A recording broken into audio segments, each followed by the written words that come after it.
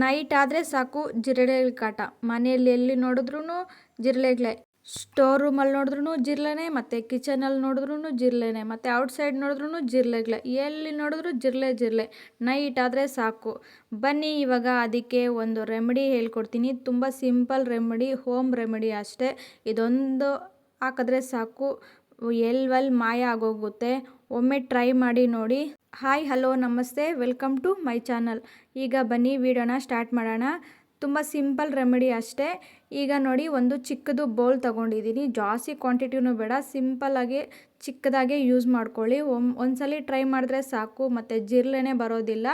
ಈಗ ಈ ಥರ ಬೌಲ್ನ ತಗೊಂಡು ನಾನು ಒಂದು ಅರ್ಧ ಗ್ಲಾಸಷ್ಟು ನೀರನ್ನು ಹಾಕ್ಕೊತಾ ಇದ್ದೀನಿ.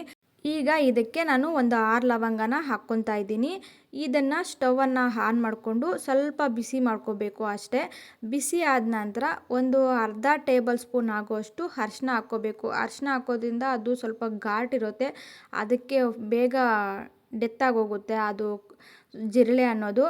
ಈಗ ಇದನ್ನು ಒಂದು 5 ನಿಮಿಷ ಚೆನ್ನಾಗಿ ಕುದಿಸ್ಕೋಬೇಕು. ಕಲರ್ ಅನ್ನೋದು ಚೇಂಜ್ ಆಗಿಬಿಡುತ್ತೆ. ನೋಡಿ, ವಿಡಿಯೋದಲ್ಲಿ ತೋರಿಸ್ದಾಗೆ ಒಂದು 5 ನಿಮಿಷ ಚೆನ್ನಾಗಿ ಈ ಥರ ಕುದಿಸ್ಕೊಂಡೋದ್ರೆ ಕಲರ್ ಅನ್ನೋದು ಚೇಂಜ್ ಆಗುತ್ತೆ.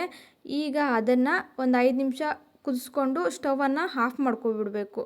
ಈಗ ಸ್ಟವನ್ನು ಆಫ್ ಮಾಡಿಕೊಂಡು ತಣ್ಣಗಾಗಿರಬೇಕು, ಅದು ಬಿಸಿ ಇರಬಾರ್ದು. ತಣ್ಣಗಾದ ನಂತರ ಕರ್ಪೂರನ ಈ ಥರ ಪುಡಿ ಮಾಡಿಕೊಂಡು ಅದರಲ್ಲಿ ಹಾಕ್ಕೋಬೇಕು ಅಷ್ಟೇ.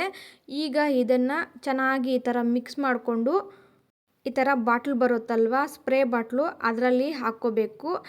ಹಾಕ್ಕೊಂಡು ಕ್ಯಾಪ್ನ ಕ್ಲೋಸ್ ಮಾಡಿಬಿಟ್ಟು ಒಂದು 2 ನಿಮಿಷ ಈ ಥರ ಚೆನ್ನಾಗಿ ಶೇಕ್ ಮಾಡಬೇಕು. ಶೇಕ್ ಮಾಡ್ಕೊಂಡಿದ್ದ ತಕ್ಷಣ ಕರ್ಪೂರ, ನೀರು ಅನ್ನೋದು ಚೆನ್ನಾಗಿ ಮಿಕ್ಸ್ ಆಗುತ್ತೆ.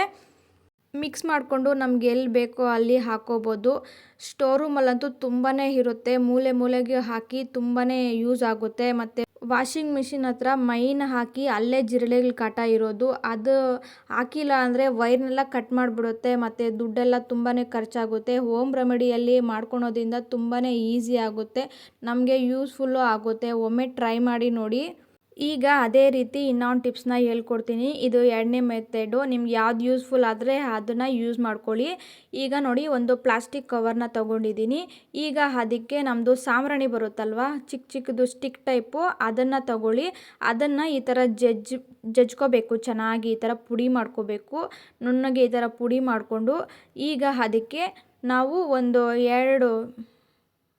ಎರಡು ಕರ್ಪೂರ ಬಿಳ್ಳೆಗಳನ್ನ ತಗೊಂಡಿದ್ದೀನಿ. ಈಗ ಇದನ್ನು ಹಾಕ್ಕೊಂಡು ಚೆನ್ನಾಗಿ ಜಜ್ಕೋಬೇಕು ಪುಡಿ ಥರ. ನೋಡಿ, ನಾನು ವಿಡಿಯೋದಲ್ಲಿ ತೋರಿಸ್ದಾಗೆ ಈ ಥರ ಪುಡಿನ ತಗೋಬೇಕು. ನೀವು ಯಾವುದಲ್ಲೂ ಆದರೂ ಪುಡಿ ಮಾಡ್ಕೋಬೋದು. ನಾನು ಅದು ತುಂಬಾ ಸ್ಮೆಲ್ ಇರುತ್ತಲ್ವ, ಒಂಥರ ಜಿಡ್ ಥರ ಇರುತ್ತೆ, ಅದಕ್ಕೆ ನಾನು ಕವರ್ನೇ ಯೂಸ್ ಮಾಡ್ತಾಯಿದ್ದೀನಿ. ಆದಷ್ಟು ಕವರ್ನೇ ಯೂಸ್ ಮಾಡ್ಕೊಳ್ಳಿ, ಮತ್ತು ಬಿಸಾಕ್ಬಿಡ್ಬೋದು. ಈಗ ಅದನ್ನು ಪುಡಿ ಮಾಡಿಕೊಂಡು ಚೆನ್ನಾಗಿ ಈ ಥರ ಎರಡನ್ನೂ ಮಿಕ್ಸ್ ಮಾಡ್ಕೋಬೇಕು. ಈಗ ಇಷ್ಟು ರೆಡಿ ಆಯಿತು. ಈಗ ಅದಕ್ಕೆ ನಾವು ಚಿಕ್ಕದಾಗಿ ಒಂದು ಬೌಲಲ್ಲಿ 1 ಗ್ಲಾಸ್ ಆಗುವಷ್ಟು ನೀರನ್ನು ತಗೊಂಡಿದ್ದೀನಿ. ಜಾಸ್ತಿನೂ ಬೇಡ, ಕಮ್ಮಿ ಕ್ವಾಂಟಿಟಿಯಲ್ಲೇ ತಗೊಳ್ಳಿ.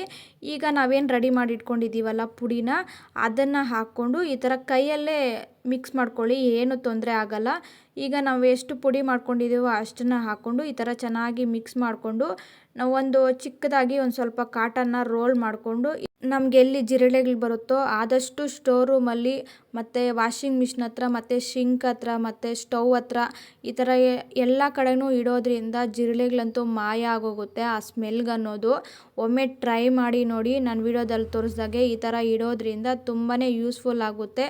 ಮತ್ತು ಬೆಳಗ್ಗೆ ಎದ್ದಿದ ತಕ್ಷಣ ಅದನ್ನು ಬಿಸಾಕಿ, ಆದಷ್ಟು ವಾಷಿಂಗ್ ಮಿಷಿನ್ ಹತ್ರ ಇಡೋದ್ರಿಂದ ನಿಮಗೆ ತುಂಬಾ ಯೂಸ್ಫುಲ್ ಆಗುತ್ತೆ. ಒಮ್ಮೆ ಟ್ರೈ ಮಾಡಿ ನೋಡಿ. ಈ ವಿಡಿಯೋ ನಿಮಗೆ ಸ್ವಲ್ಪನಾದರೂ ಇಷ್ಟ ಆದರೆ ಪ್ಲೀಸ್ ಒಂದು ಲೈಕ್ ಮಾಡಿ, ಶೇರ್ ಮಾಡಿ, ಸಬ್ಸ್ಕ್ರೈಬ್ ಮಾಡಿ, ನಿಮ್ಮ ಫ್ರೆಂಡ್ಸ್ ಆ್ಯಂಡ್ ಫ್ಯಾಮಿಲಿಗೆ ಶೇರ್ ಮಾಡಿ. Thank you.